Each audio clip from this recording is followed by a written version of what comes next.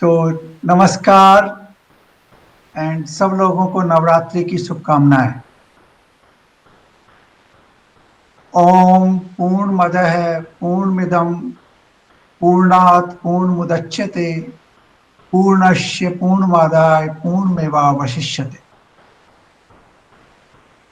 In our last week's talk, we discussed about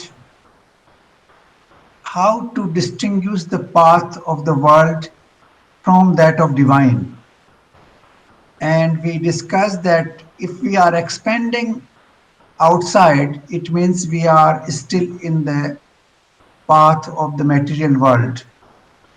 And if we are going deep down inside, it means we are on the path of the divine.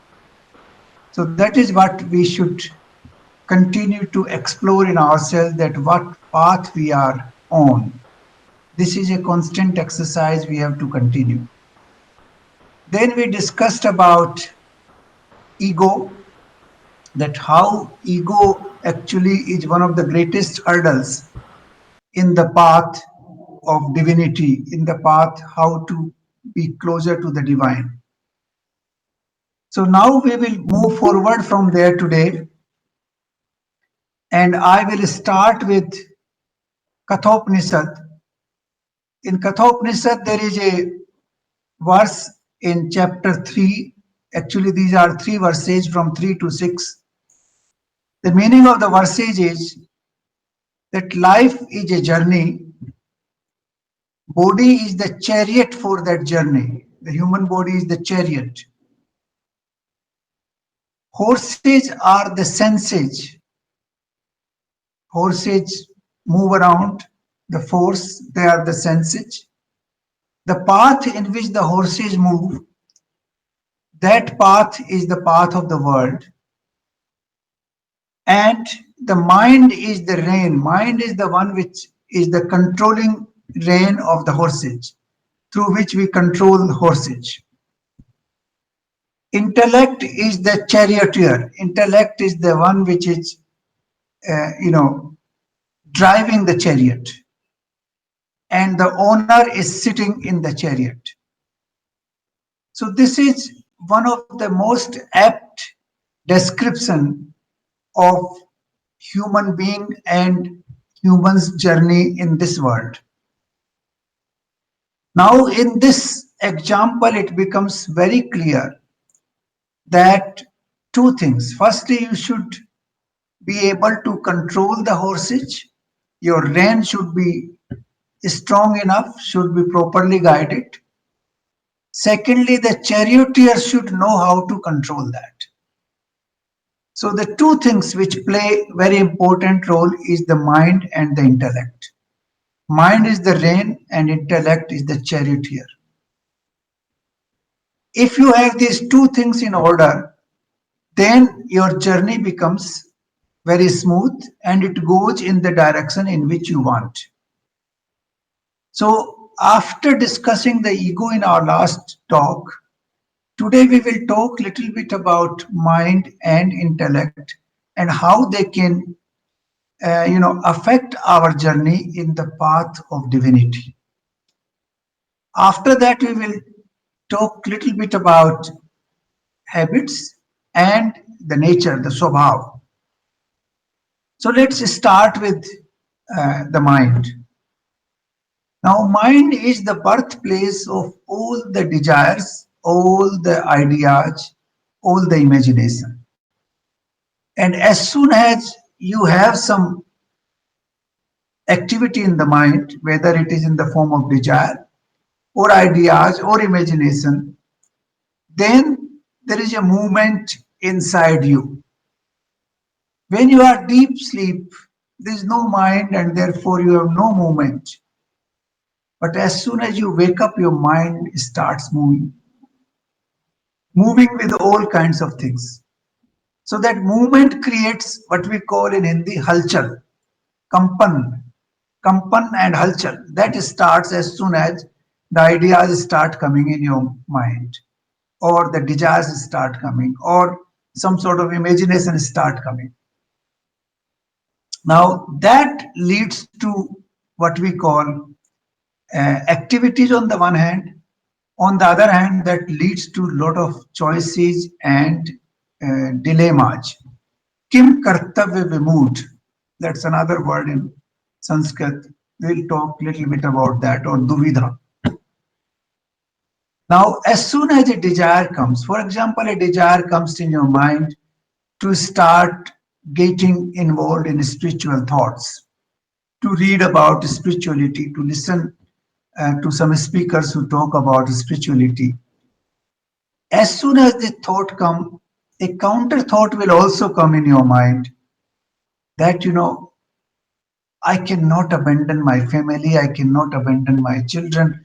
I have to live in this world, I have to follow the principles of this world. If I get into spirituality, how will I manage my life in the world? So these contradictory thoughts come. The second example, for example, you want to donate some money to a poor guy. Immediately a thought will come, this guy is no good. I don't know how he will spend this money, though I am giving my hard earned money to him. But I'm not fully aware what kind of use he will put to. Maybe he will buy a gun, or maybe he'll buy a bottle of liquor and, misuse the money. So the contradictory thought immediately comes into mind. You will, if you think slightly, when you get a thought in your mind, you will always find contradiction. There's no thought which will not have an opposite impact on you. It is inevitable.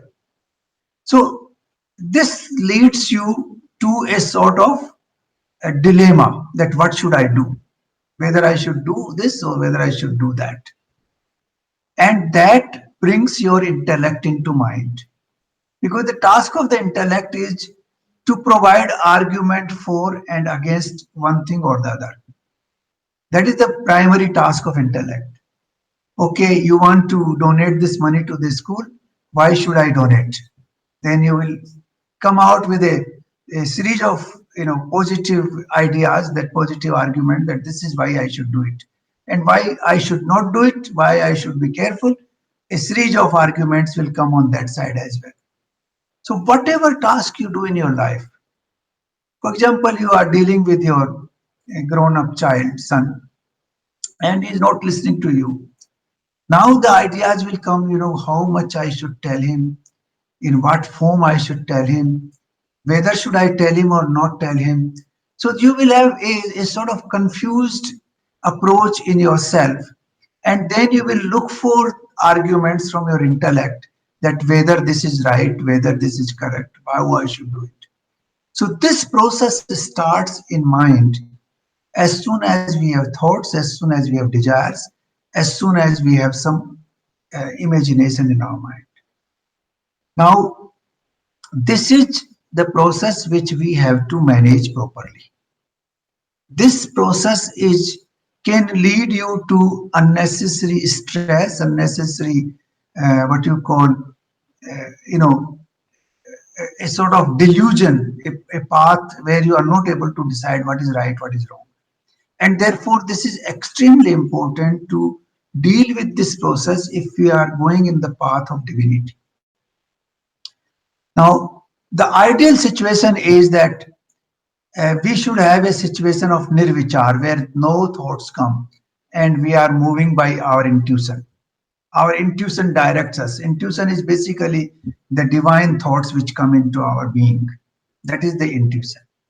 But that is not easy. We all have mind, and mind is very active. It is like the wind which keeps blowing all the time. It is never still, and therefore we have to deal with it. Now, we cannot deal with the mind with a fight. If you start fighting with the mind, it will become more aggressive, and the thoughts go in what you call in your subconscious, and they'll come back. Now, there is a very famous modern era scientist or psychologist called Freud. Now, Freud said that there are three parts of the mind. The mind, which is actually operative part of the mind, which we are operating all the time, which we call conscious mind. Then there is a subconscious mind which is behind that. And there's an unconscious mind which is still deep down. Now, for example, you are arranging things in your drawing room. You want to put some nice showpieces and paintings. You have choice. You put 5 of them in the drawing room, and then there are 5 left. What do you do with them? You put them in the store. Yeah, we will use them later on, maybe, or maybe we'll put them to some other use. Similarly, the conscious mind takes the current things, the ideas which you are thinking right now, they remain in your conscious mind, and the other things are stored in subconscious and unconscious mind. And then you recall them, or they automatically come back when the need arises, or when there's some event happens, they come back. There's an example of an iceberg. If you put an iceberg in the ocean, only 1/10 of the iceberg is visible, 9/10 is under the water.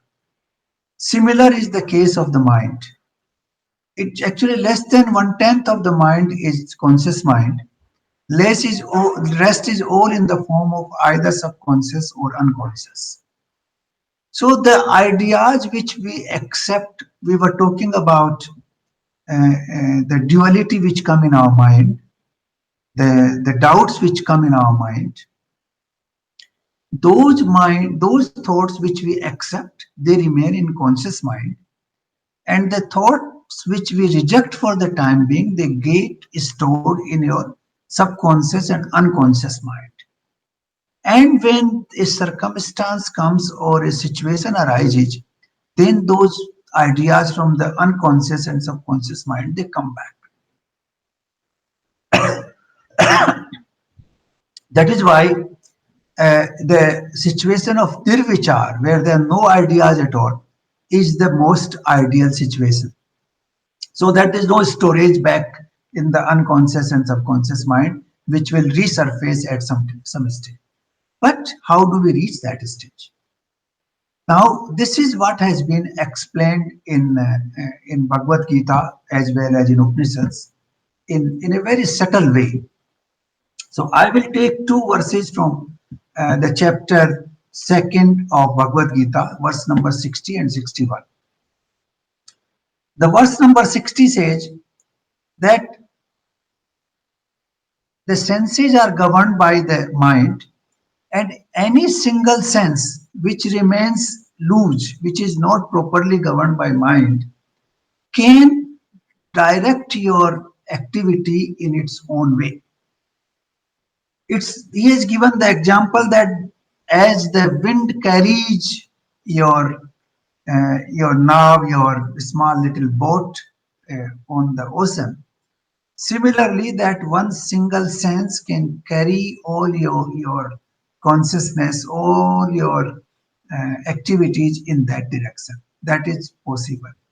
So the proper regulation of senses through mind, and that is the horses, and controlling the horses with the rein is extremely important here. That is a subtle explanation which we need to understand.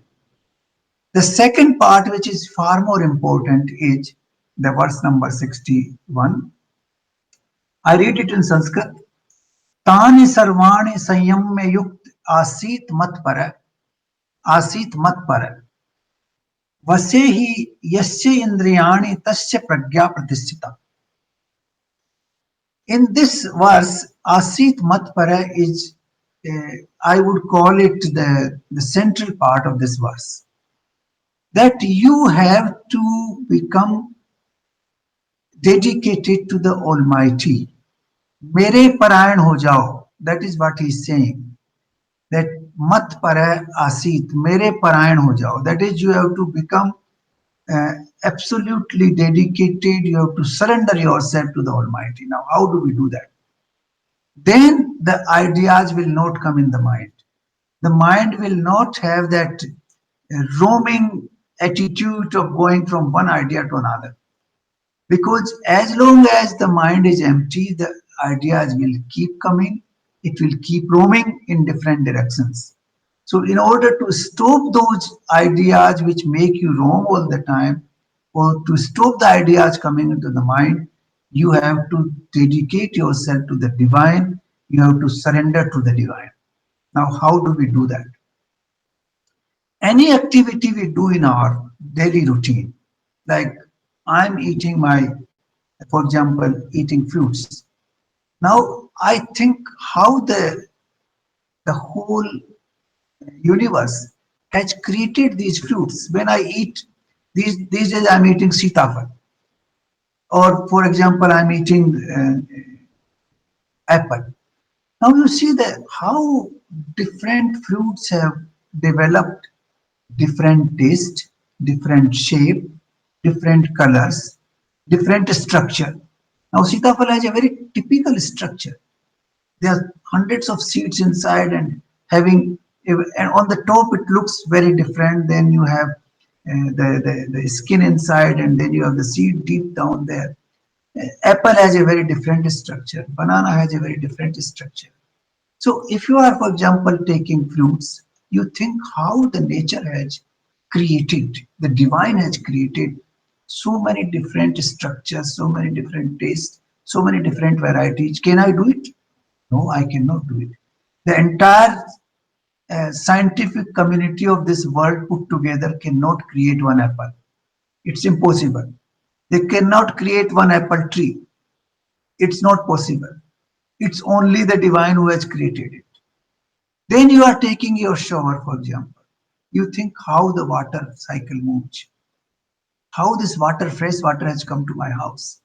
The trillions of tons of water rises from the ocean because of the sun heat, and then forms the cloud. And then the clouds move through the wind in different directions. Then there's another process called condensation process, we call it, but it is basically process of temperature. And then the water comes back in the form of snow or water or rain, whatever, it comes back. And then you have fresh streams coming. How this water has come to me, that you look at the vast process of the divine, which made it possible for me to take my shower here. Then you go and wear your clothings, and you think how this clothing has been made possible, how the divine's activities have worked in this world, that you have a tree of kapas, you have woolen clothings, you have other, then how the whole process has worked. So you have to think all the time in that way. Then the thoughts which you get, normal thoughts of desires and thoughts of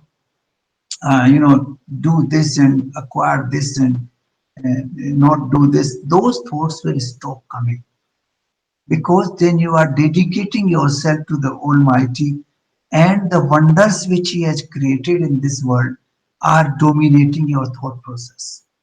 That is the way you surrender to the Almighty. I don't know whether I gave that example, but let me repeat that example. A mother gives birth to a small child. Now she's so dedicated to that child that she's working in the kitchen, she's cleaning the house, she's doing all the chores of the house, but all the time her attention is to the child. As soon as the child cries, she goes there. She will be sleeping deeply. Everything happens in the house. She sleeps deeply. But as soon as the child moves, the mother gets up immediately. So that is the link which we have to develop between ourselves and the divine through this thought process. This thought process should revolve around the divinity, that how He has created these wonders. Look at this world. There are billions and trillions of stars here. How the sun moves and gives us light. How? How it happens? How the moon comes in the night and gives us chanani, that sital, the cool, calm light in the night. How the millions of stars come. How the earth revolves on its own axis around the sun. How other planets revolve. All that is make us survive. That is not irrelevant for us. It is very much relevant.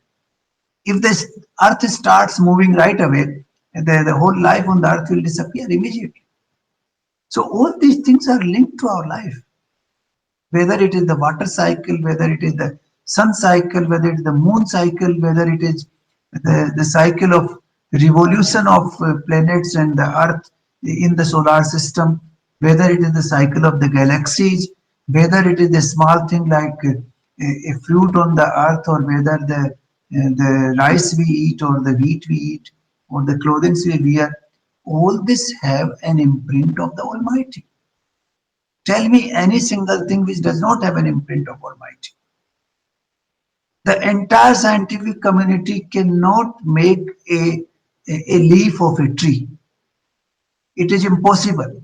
The scientists, I have heard them saying that it is uh, our humble admission that we cannot understand even a small leaf of a tree.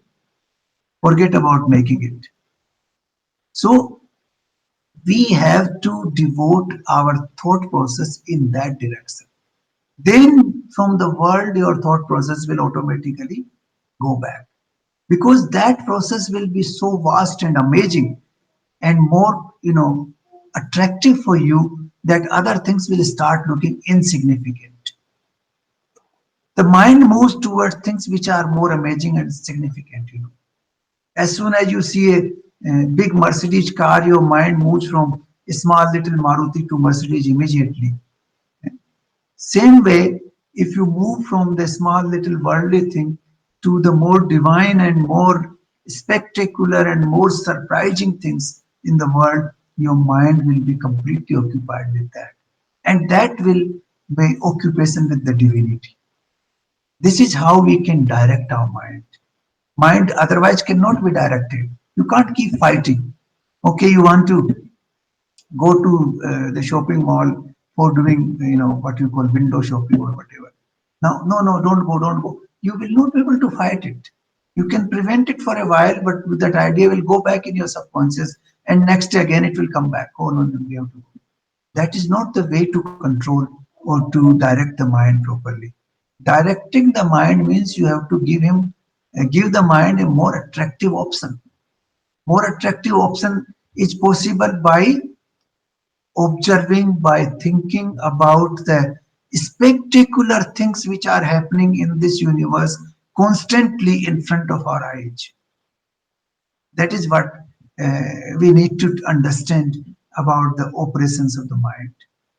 So this is what Krishna has said here in this verse, that if you want to direct the mind from the worldly affairs, you dedicated to me, मेरे परायण हो जाओ, mind को मेरे परायण कर दो. Now that is what we have to do. मेरे परायण का मतलब ये नहीं कि बैठ के कृष्ण कृष्ण कृष्ण करने लग गए, राम राम राम कर. वो that is a different process. I am not saying don't do that, but that is not the way. The right way is to think about this creation, to think about the entire existence, and whatever thing we are using. Now we are talking to each other from a long distance, different countries, different time zones, and my sound is reaching you constantly, immediately, within a fraction of the second. How? Because this vast, empty looking space in which the sounds can travel. You can use what you call Wi-Fi and all that only because this entire space is able to transmit all these sounds constantly without any interruption to any part of the universe, not only on the earth, but to any part of the universe. And that's why you can catch that sound. Now, that magnificent power of this transmission into this empty space comes from where? It comes from the divinity, from the divine, from the universal consciousness. So we have to transform our thinking in such a way that we start wondering about the nature, the so-called real wonders of the nature. In every single activity we perform, it's full of wonders. Every single thing we see in this world is full of wonders. And when I go to the golf course, I see variety of birds. Now you see each bird, each a very uh, detailed species in its own way, very different from the rest. You analyze each part of that bird is different than the rest of the birds. Even the specialists who do study of birds only, they cannot explain you how it works. Yeah. And then there's some birds eat only once or twice in a year. Some birds, how they can fly for thousands of kilometers. Look, the birds will start coming now from Siberia to India. When it becomes too cold there, they come to India. They travel what? 10,000, 20,000 kilometers without losing their way. They come on a specific a place like Ghana Pakshi Van Vihar in Bharatpur, and they stay on those trees. They give birth to their children and then they go back to Siberia without losing their way. Look at the compass which has been created in their being. That species has that capability which we cannot imagine. Even with the modern radars, even with the most sophisticated navigation equipment, you cannot have that kind of, you know, navigation system. So we have to think about the wonders of this universe because that universe contains all the wonders that Almighty has created here. And if we think that way, and if we say that we are only small little dust in the entire process, then the process of divinity starts. Then our path goes in that direction. So this is the second thing which I wanted to talk. We talked about the uh, ego part in the last session. Today we are talking on the mind part, how to direct our mind to the Almighty, and how the mind will automatically be, coming back from the world in that process. Coming back from the world will automatically happen if we can direct our mind to the more attractive things in this nature which are happening constantly in our presence. So this is a very important process. We have to uh, do this exercise individually in our being every day. Now the third point which I want to talk today is about habits. You know, habits are formed over time with repetitive action. You repeat some action every day or every few days, then the habits are formed. I know some people who have the habit of uttering abusive language irrespective of what happens. As soon as something unpleasant happens, they start abusing. It's like automatic. You put the switch on a machine, and the machine starts operating. The guy starts operating as soon as he faces some unpleasant experience. All those utterances start coming like a automatic system in a machine. This is habit.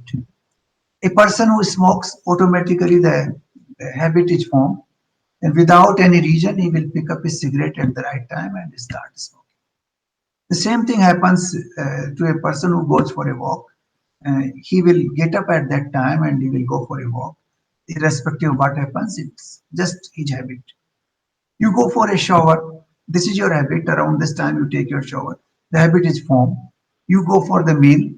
eh, you sit down on the table around the time when you have to eat. This is a part of our habit. So habits are formed over time with repetitive action. But once the habits are formed, you become unconscious and you follow that path, basically without realizing what you are doing. Your consciousness is not there. Unconsciously, you do that job just, because the habit has been formed. The machine, the human being becomes like a machine, it starts behaving like a machine in that process. And that is why we have to give attention to the habits. The habits which are in the path of divinity, the habits which are taking us deep inside, deeper and deeper, the habits which are helping us to disengage from this world in our mind and in our ego, those habits are good that we should follow. But the habits which are on the opposite direction or not in that direction, we have to consciously change those habits. We should not become prisoner of our habits. This is what the human nature is.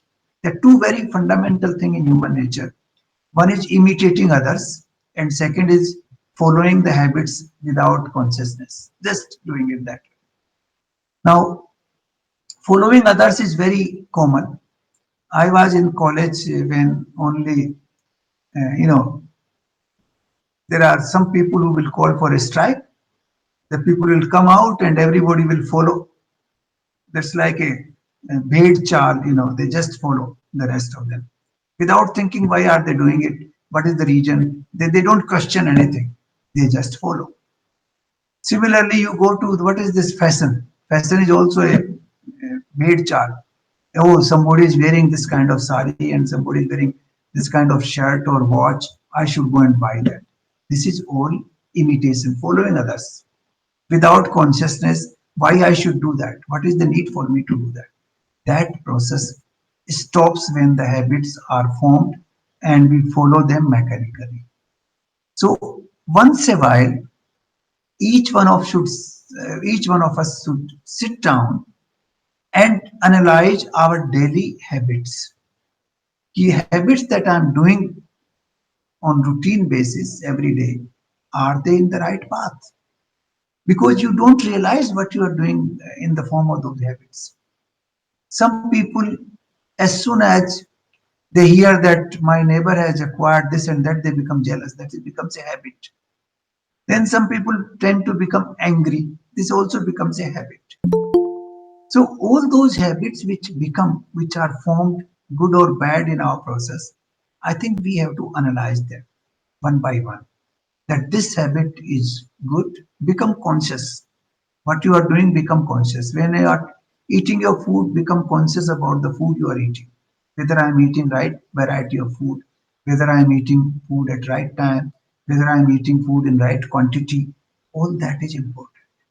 Even about the sleep, whether I'm sleeping at right time, whether I'm sleeping in, a good number of hours, more number of hours, less number of hours, what time I'm getting up, why I'm getting up, even clothing habits, what I'm wearing, why should I'm wearing. All these habits which are either neutral or which are in the path of the divinity, which are leading you to the right path of divinity, cultivate those habits, move them forward. But the habits which are taking you to the path of expansion in this world, which are expanding your desires, which are leading you to fulfillment of desire and then boredom and then new expansion, I think we have to change those habits. This is the very, very important part because habits really do not draw our attention normally because they happen mechanically. We don't even know what we are doing.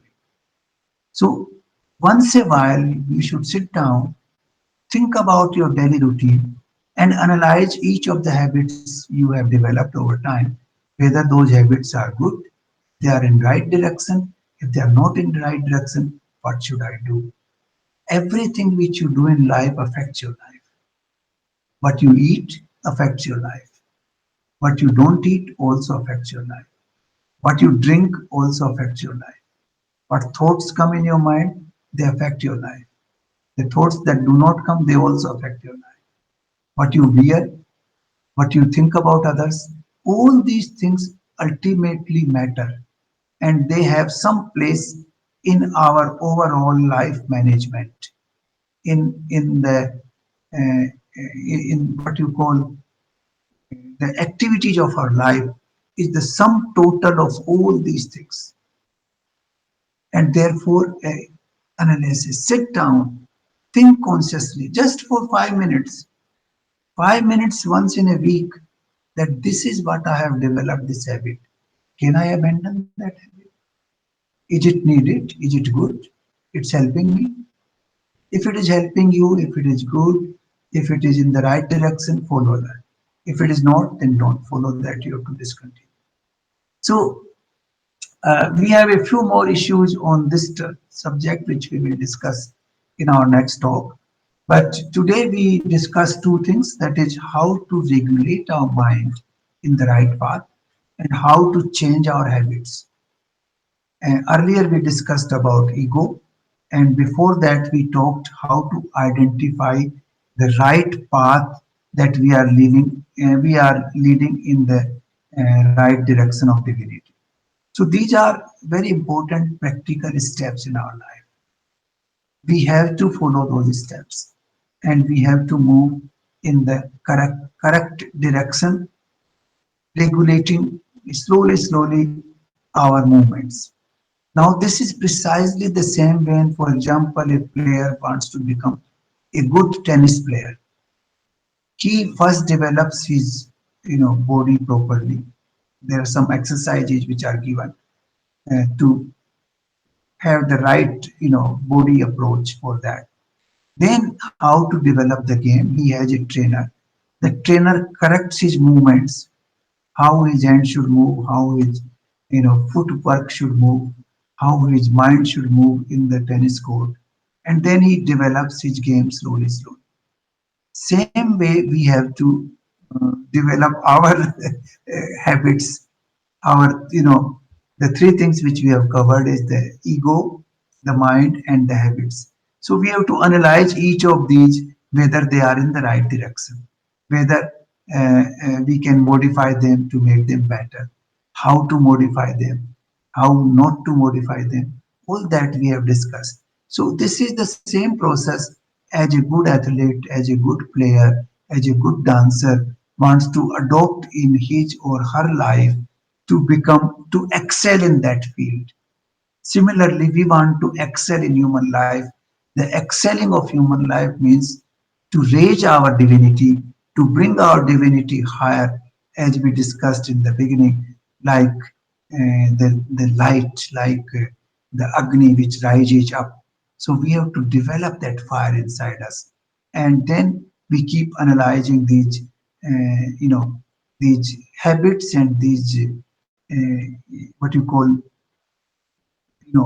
the traits of human constitution, the traits. We have to analyze them, improve them, make them better every time.